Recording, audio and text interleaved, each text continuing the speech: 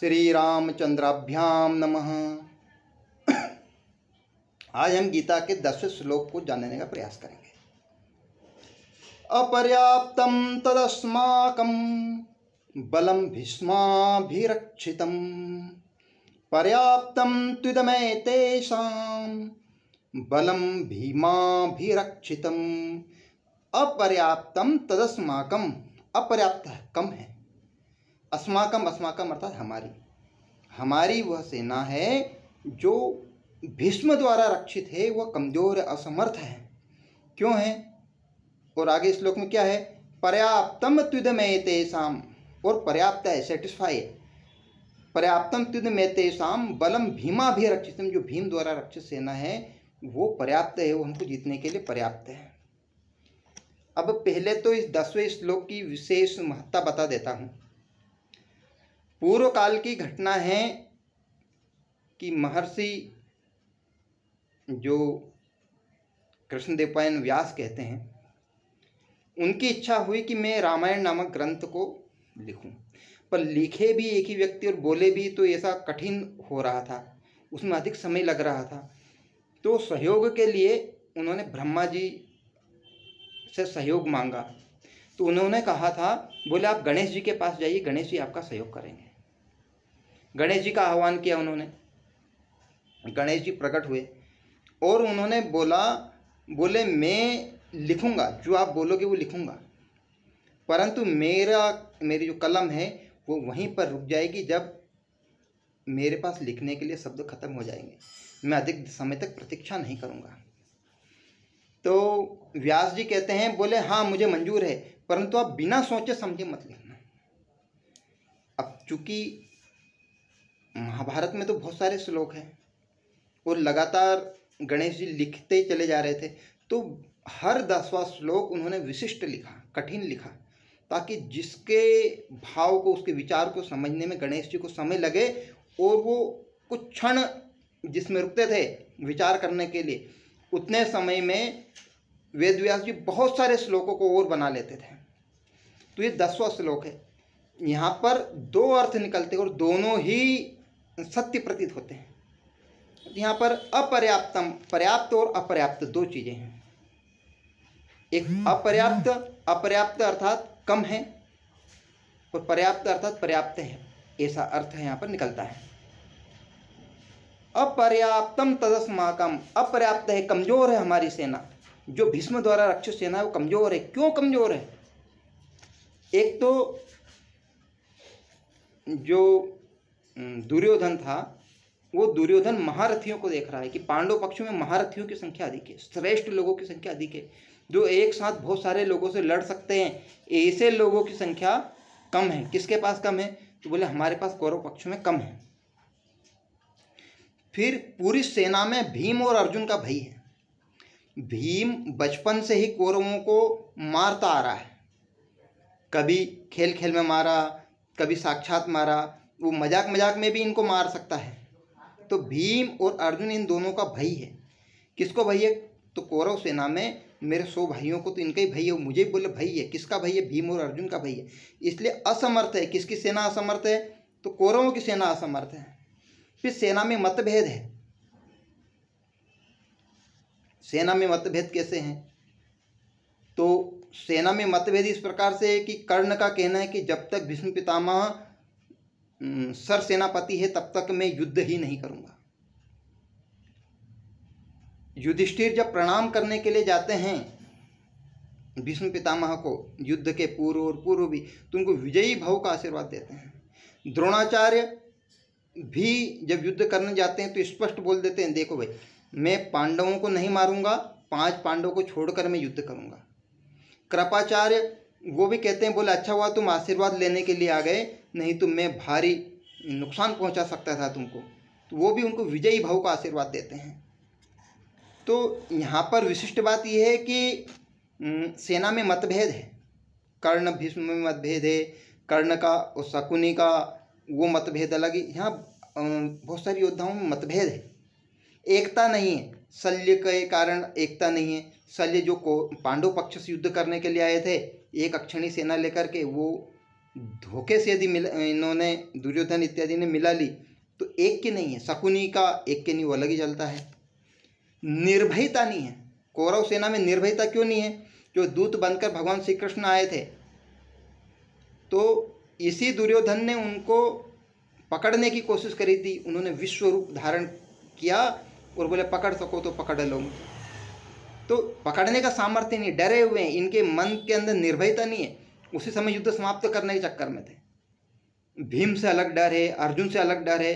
अर्जुन ने पूर्व भी जो गायों को बचाने के लिए आए थे उस समय इनको मारा है, अनेक बार पराजित किया है, उसके शस्त्र संचालन को इन्होंने साक्षात देखा है, इसलिए भय है। भीम और अर्जुन के कारण भय है, निसंकोच नहीं है। विकर्ण ने पूर्व में भी जो ये अत्याचार कर रहे थे, चीरहरण का प्रयास कर रहे थे, उस समय विरोध किया था, तो दुर्योधन दुशासन सब ने मिलकर के विकर्ण को दबा दिया। निर्भयता नहीं है, निर्भयता से बोलने की हिम्मत नहीं है। फिर उभय पक्षपाती है, युधिष्ठिर धर्म के प्रतीक है।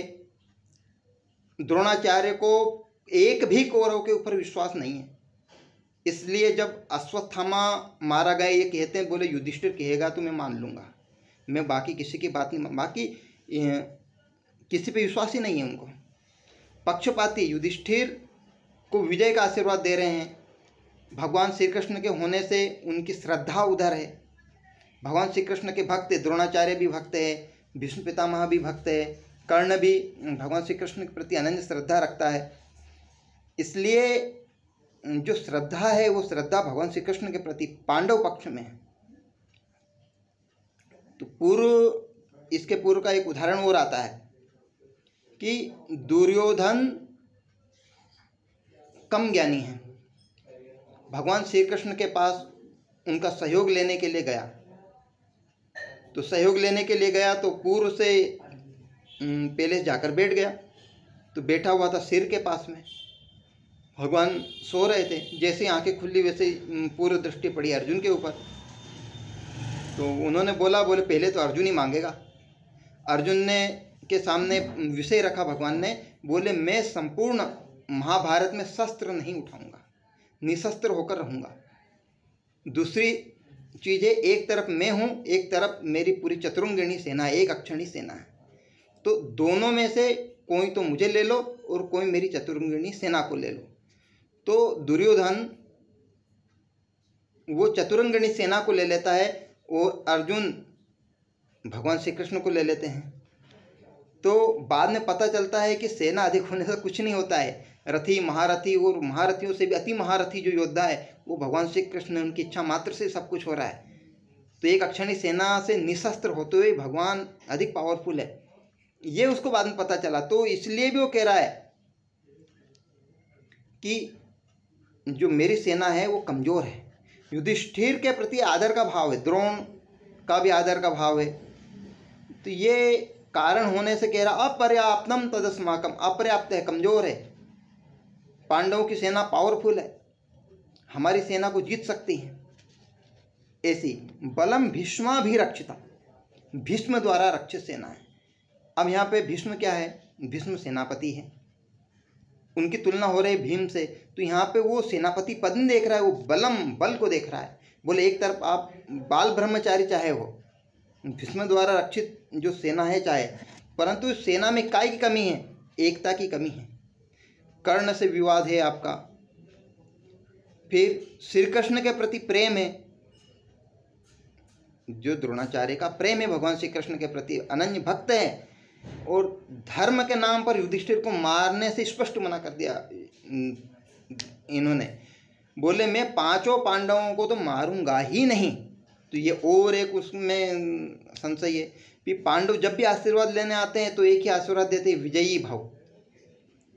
दुर्योधन अधर्म के पक्ष में है, वह उसके सभी कारनामों का पता है द्रोणाचार्य को पता है। बोले इन्होंने चीरहरण करने का प्रयास किया था, भीम को जहर देने का प्रयास किया था, और भी जो लाक्षागृह में जलाने का प्रयास किया था। तो ये बोला कारनामे, जो गलत कारनामे उनके बारे में जानकारी है। तो इसलिए भी भीष्म की जो प्रेम है वो पांडवों के प्रति है, क्योंकि इन्होंने हमेशा कष्ट ही सहे हैं। तो ये चिंता का विषय है, इसलिए बोल रहे हैं, बोले अपर्याप्त है, मेरी सेना कमजोर है। युद्ध के पूर्व दुर्योधन भीष्म पितामह के पास गए और बोले हमारी सेना के स्तरों के बारे में बताओ, हमारे सैनिकों के बारे में बताओ, किसमें कितना बल है। तो भीष्म पितामह तब भी कहते हैं, बोले तुम्हें बिना बल का अनुमान लगाए युद्ध नहीं छेड़ना था। और उनको बताते हैं, बोले भैया 2500 सैनिकों के से जो अकेला युद्ध कर सकता है वो अर्धरथी होता है। 5000 सैनिकों से, पैदल सैनिकों से युद्ध करने की क्षमता रखने वाला योद्धा रथी होता है। फिर 60,000 से लड़ सके वो अतिरथी होता है। और अतिरथी 12 अतिरथियों से जो लड़ सकता है वो महारथी होता है। और ऐसे महारथियों की संख्या पांडव पक्षों में अधिक है। इसलिए भी वो कह रहे हैं, बोले पर्याप्तम त्युदमेतेषां, पर्याप्त है त्युदमेतेषां इस सेना के लिए। क्यों सेना के लिए? क्योंकि इसमें तो आपस में लड़ाई है। पर्याप्तम त्युदमेतेषां, इनकी सेना पर्याप्त है, हमारी सेना कमजोर है और इनकी सेना पर्याप्त है। कौन कह रहा है? दुर्योधन कह रहा है, द्रोणाचार्य और भीष्म के सामने कह रहा है। अब यहाँ पर दो अर्थ है। एक तो ये है कि यदि संपूर्ण शक्ति लगाकर हमारी सेना पर्याप्त हो सकती है, कौरवों की सेना जीत सकती है, पर कब? जब आप संपूर्ण शक्ति लगाकर लड़ो। कौन? द्रोणाचार्य, भीष्म, कर्ण, कृपाचार्य, ये 4 महायोद्धा अपना संपूर्ण शक्ति लगा करके लड़े।